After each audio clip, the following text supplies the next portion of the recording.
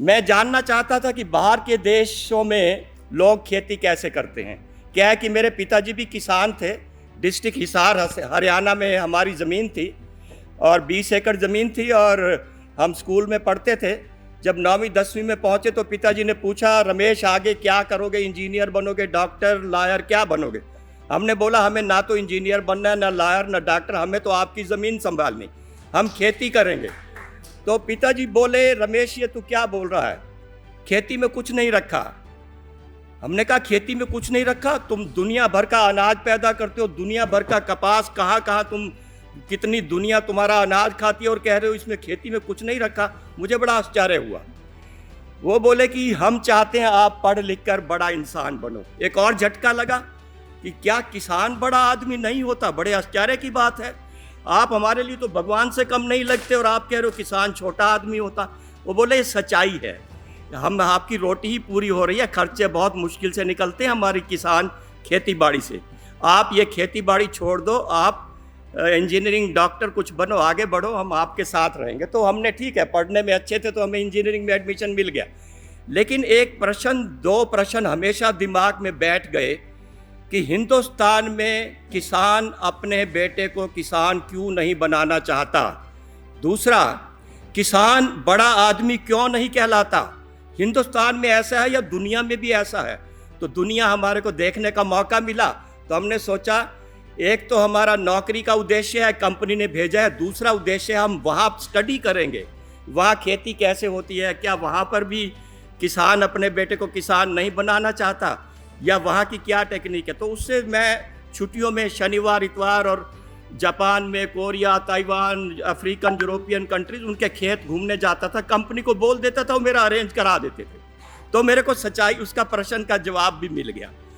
जवाब क्या मिला कि ये सच बात है कि हिंदुस्तान की खेती, उस समय की बात कर रहा हूँ, 1975 की बात कर रहा हूँ, 1975-80 में हमारा कृषि बहुत ज़्यादा पिछड़ी हुई थी। वहाँ बाहर देशों में हमने देखा बहुत ज़्यादा एडवांसमेंट है, कई तरह की टेक्निक सीखने को मिली, मल्टी लेयर फार्मिंग सीखने को मिली, मल्टी लेवल क्लाइमेट कंट्रोल करके उसके अंदर खेती करना, ये सब जिनको हाइड्रोपोनिक्स, एरोपोनिक्स, एक्वापोनिक्स, ऐसी कई टेक्निक्स वहाँ मेरे को देखने को मिली। और मुझे जवाब भी मिल गया। जवाब ये मिला कि हिंदुस्तान आज भी 500 साल पुराने तरीके से खेती करता आ रहा है, जबकि दुनिया बहुत बदल गई है।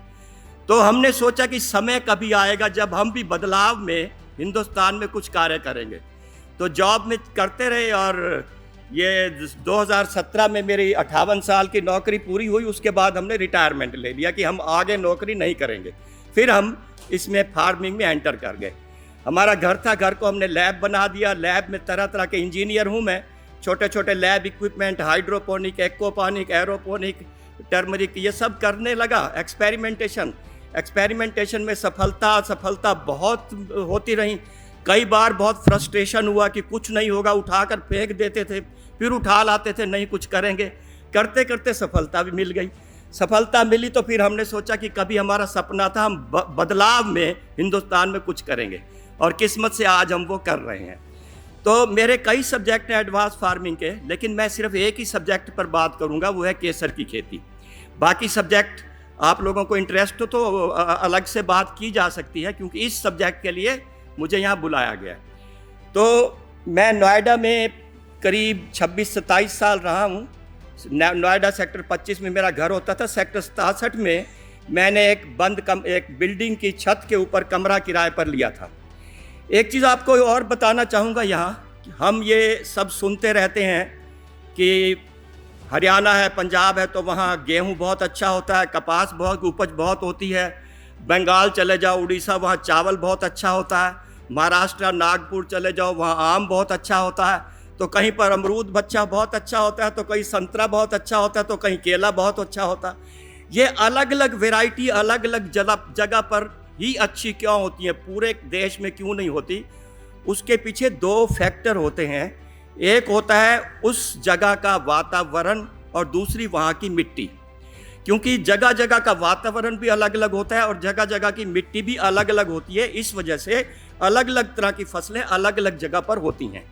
लेकिन अगर हम वही वातावरण अपने घर में क्रिएट कर दें, मिट्टी भी वैसी बना दें, तो हिंदुस्तान क्या, हम अफ्रीका क्या, अमेरिका क्या, लंदन क्या, कोई भी फसल हम अपने घर में भी कर सकते हैं अगर हम वातावरण को समझ लें और उसकी ज़रूरत को समझ लें। तो पौधे की ज़रूरत को, पौधे को क्या फूड चाहिए, क्या वातावरण चाहिए, क्या पानी चाहिए, अगर वो हम आर्टिफिशियली क्रिएट कर दें तो हम दुनिया की कोई भी फसल अपने घर के अंदर भी कर सकते हैं। वही हम कर रहे हैं। पहले मैं नोएडा में केसर की खेती करता था। पहले मैं 2018 से मैंने इस पे प्रयत्न शुरू किए थे, एक्सपेरिमेंटेशन शुरू किया था। साल 2 साल बहुत तकलीफ में गुजरे, असफलता पर असफलता, फेलियर पर फेलियर, उठाकर फेंक देना, फिर उठा लाना, फिर लग जाना, पैसे का खर्चा, बैंक खाली हो गया, लुके छुपे करते रहे कि करना जरूरी है, चाहे कुछ भी हो जाए मैं करके दिखाऊंगा। मैं इंजीनियर हूँ, इंजीनियर कैन डू एनीथिंग, ये मेरा कॉन्फिडेंस था। करते करते जब सफलता नहीं मिली, कश्मीर भी पहुँच गए हम। शेर कश्मीर एग्रीकल्चर यूनिवर्सिटी है, उनके साथ बहुत हाथ पांव जोड़े, गेट पर बैठे रहते थे, कई दिन अंदर नहीं जाने देते थे। देर सवेर उन्होंने बुला लिया हमें। हमने पूछा कि सैफरॉन बल्ब की कैरेक्टरिस्टिक्स हमारे को समझनी है, हमारे को समझ नहीं आती, हम कुछ करना चाहते हैं, कर नहीं पाते। वो बहुत मजाक बनाए जी, दिल्ली से आए हैं, रमेश गेरा जी कह रहे हैं घर में केसर उगाएंगे, ये कश्मीर अगर किस काम का, अगर घर में केसर हमने बोला आप हंस लीजिए, हमारे साथ कोई प्रॉब्लम नहीं है, लेकिन हमारे को सैफरॉन के बल्ब का कैरेक्टरिस्टिक, बायोलॉजिकल कैरेक्टर समझा दीजिए। फिर बहुत कई दिन बैठा रहता था, तो उन्होंने धीरे धीरे समझाना शुरू किया तो घर आए एक्सपेरिमेंटेशन, तो सफलता भी मिलनी शुरू हो गई। अब तक बिल्कुल साइलेंट फिगर थे हम, पड़ोसी को भी नहीं पता था कि हम घर में क्या करते हैं। एक दिन सफलता मिली तो हमने छोटा सा फोटो खींच करके सोशल मीडिया में डाल दिया, छोटा सा वीडियो डाल दिया। अगले दिन रामवीर जी का फ़ोन आ गया, हम पार्लियामेंट हाउस से बोल रहे हैं, हम आपका इंटरव्यू करना चाह रहे हैं। हमारा इंटरव्यू पार्लियामेंट हाउस से? तो बोले कि कब आना चाहते हो? हमने पूछा आप कौन हो, परिचय दिया इन्होंने हमारा तो अंदर बाँछें खिल गई, पार्लियामेंट हाउस से हमारा इंटरव्यू।